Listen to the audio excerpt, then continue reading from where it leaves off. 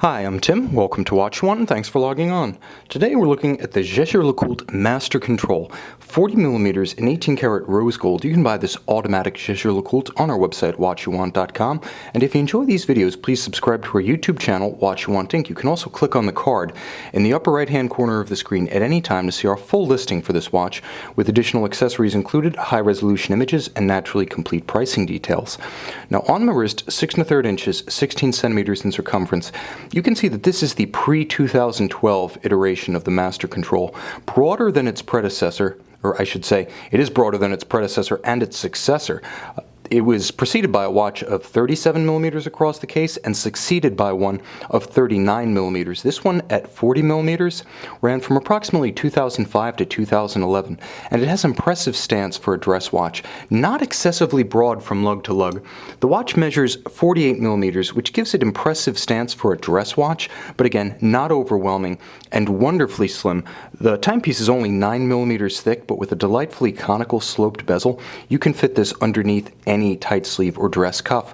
You'll also note that the watch has a gorgeous complementary rectangular scale brown alligator leather strap with a monotone stitch and minimal bolstering where it abuts the lugs. It swells a little bit, but the lugs are narrow, so the strap doesn't need an immense amount of body to keep the look integrated and coherent. Moreover, JLC uses curved spring bars so that a small amount of the gap between strap and case flank is closed, and one traces the arc of the other. Again, visually very symmetrical, very handsome. Now, the watch is paired with JLC's second generation single fold deployant. Many of the later versions of this generation of Master Control, those built after 2005 and 2006, were actually fitted with a double deployant that had smaller swing arms and, in total, less gold. So if you want more gold, if you want a larger clasp to counteract the mass of the 40mm watch head, this is actually a good option. Beautifully made, like the case itself. It's constructed by JLC making the clasp, the case, and the movement a complete manufacture. You'll also note that the watch features a matte silver dial. Now, there are a couple of distinctions between the dial of this watch and that of its successor. The dial of this model, the pre-2012, is in many ways a little bit more discreet in spite of being larger. The JLC signature and the JL logo at 12 o'clock are smaller than on the successor.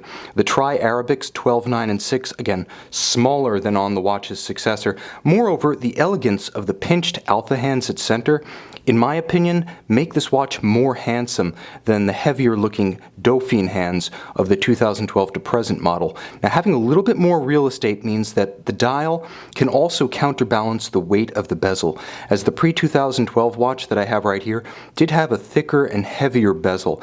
One could say that as a dress watch, this was the more imposing of the two, the older watch having a more weighty look to it, more gravitas on the wrist. Both are beautifully made and both are spectacular watches, but there are differences, and those differences extend to the persona of the watch.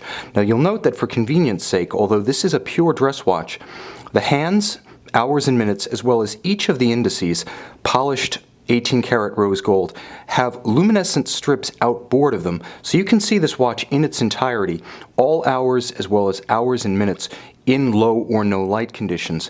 Now, the watch does feature a caliber 899, which hacks, so you pull the crown, stop the balance, and you can synchronize precisely to a known accurate reference time. But moreover, the watch also features a very crisp quick set function.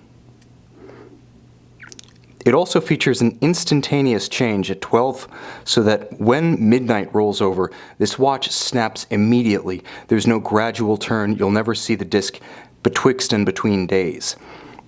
Now, on the case back, you can see that caliber 899, which is best understood as an auto-tractorized variant of the long-running JLC 889. The 889, from the 80s through the early 2000s, was JLC's premier ultra-thin automatic winding caliber. Now, this one retains the 28,800 vibration per hour beat rate, the quick set date, and the hacking seconds function. But what it changes is that it swaps bidirectional winding for more efficient unidirectional winding. It swaps steel rotor bearings for unlubricated lifetime sealed ceramics, and it swaps a Triovis micro adjuster with a mobile index on the balance itself for a free-sprung arrangement, and a hairspring that's laser welded at the stud and the collet, the hairspring of JLC's own design. The result of that laser welded hairspring and the free-sprung balance architecture being to increase resistance to shock-induced timing variation. Now, of course, the watch, in the tradition of the original Master Grand Tai, the first to receive the Master Control in-house chronometry certification, has been tested for power reserve, water resistance, and chronometric precision.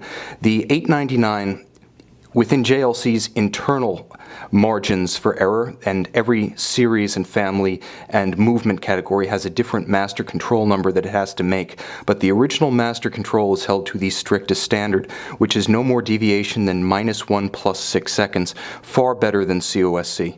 You can see this exceptional Jaeger-LeCoultre master control 40mm in 18 karat rose gold and buy it on our website, watchyouwant.com.